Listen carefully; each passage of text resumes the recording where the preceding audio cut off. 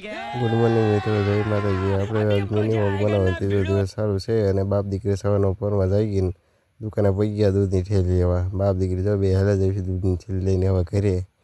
હા જો કંઈક લીધું ભાગનું પડીકવાની અને આપણે હાથમાં દૂધની થેલી છે. જો હાલે જઈશું વિડીયો બનાવતા અત્યારમાં કંઈક ચા પાણી તો પીવો પડશે ને. ચા પાણી પીને માન નવરા થયા તો અમારે ઢીકોની બેનપણીઓ આવી ગઈ જોવા બે. હા ઢીંગોને રમાડે છે બેઠા. અમારે ઢીંગોને તો એની બેનપણી હોય એટલે કોઈની જરૂર નહીં, એમાં રાખે હુતીને બેઠા રમકડા આપી દેવી. એટલે અમારા મોટો ઢીંગો જો રિહાણો લાગે છે, કોઈ યારે બોલતો નથી કાંઈ નહીં.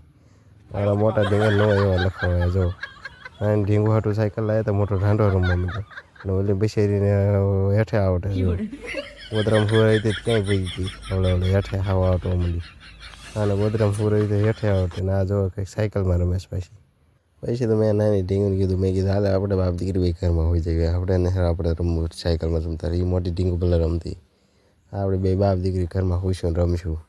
આપણે મોટી ઢીંગી કાંઈ જરૂર નહીં ભલે રમતી. ત્યાં તો મોટી ઢીંગી અંદર આવી બાપુ મારે અંદર રમવું છે.